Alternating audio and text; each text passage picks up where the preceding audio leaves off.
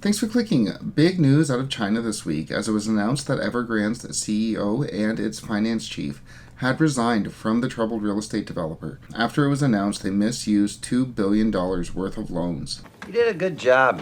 This comes at a time when investors, both international and domestic, are eagerly waiting Evergrande's restructuring plan, which is due out by the end of July. China's mortgage boycotts continue to intensify this week, spreading across multiple cities, with Beijing looking to crack down on their spread. Finally, we received news that a growing number of wealthy Chinese are looking to emigrate from the Communist Party state, looking to immigrate to the West, as President Xi's crackdowns have led to an inhospitable business environment. What am I, a toxic person? So what I want to do today is go over Evergrande, discuss the growing number of mortgage boycotts spreading across the country, and Beijing's attempt to crack down on those boycotts, and then we'll go over the growing number of Chinese looking to move to Canada and the United States. As we'll see, China's real estate crisis is continuing to heat up, with real consequences for us here in the West, in the US and in Canada.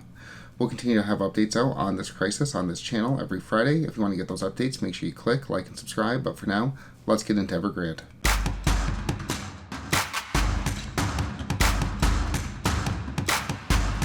If you'll remember, in March of this year, Evergrande had $2 billion worth of security unexpectedly seized by its creditors. The seizure left investors, and Evergrande for that matter, baffled as it was unclear who and when that $2 billion was pledged. I don't know.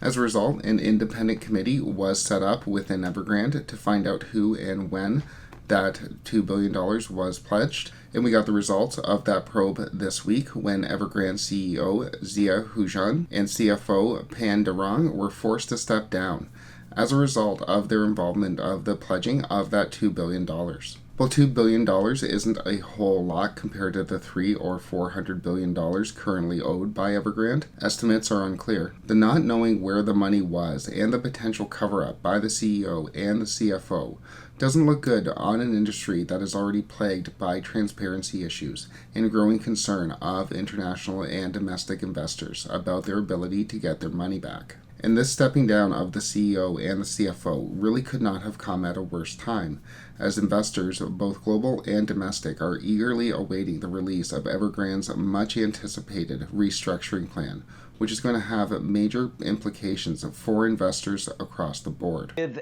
China's largest ever debt restructuring, will it be the roadmap for other troubled developers to follow? And how much of a haircut will creditors be forced to take? Indeed, once this plan is released, we're going to get a much better idea of how much money is going to be lost from Evergrande, whether or not China is going to prioritize domestic versus international investors, and if we can expect similar losses from other struggling developers that have continued to plague China's real estate market throughout the year. Speaking of creditors to which Evergrande owes money, a group of suppliers released a statement this week saying they were broke, saying that they'd lost all hope, and that they would be joining the mortgage boycotts that we've been talking about on this channel. Last week, we spoke about China's mortgage boycotts spreading to 300 projects, and by the time of this recording, it had spread to at least 320 projects. While it does appear as though the mortgage boycotts are slowing down, this week Beijing moved quickly to censor any public documents tallying the extent to which the protests have spread. Tang Wenfang, a professor at the Chinese University of Hong Kong, said this week that by now Beijing is very adept at quelling protests. They typically have tactics they can use to reduce the risk of escalating public dissatisfaction. Thank you.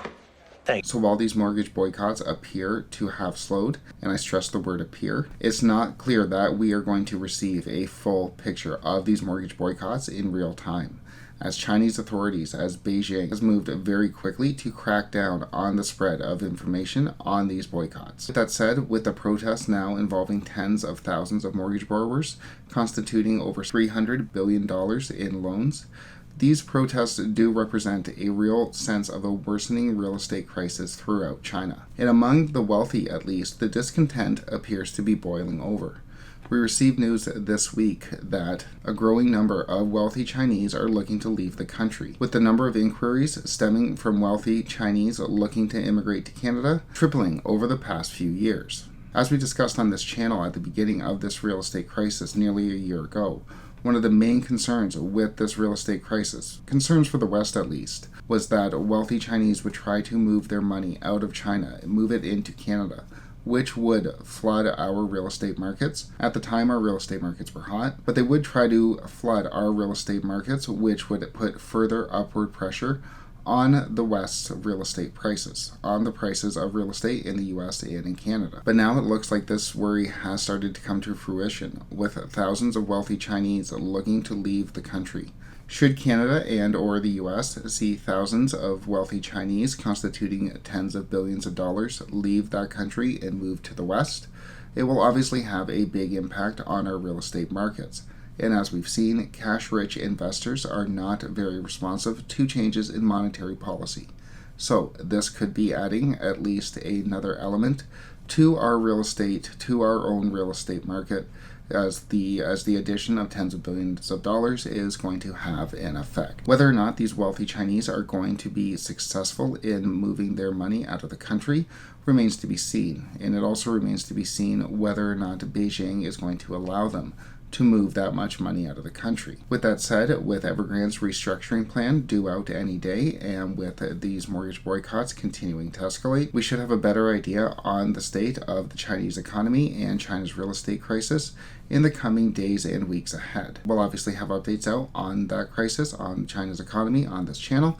If you want to get those updates, make sure you click, like, and subscribe, and thanks so much for watching.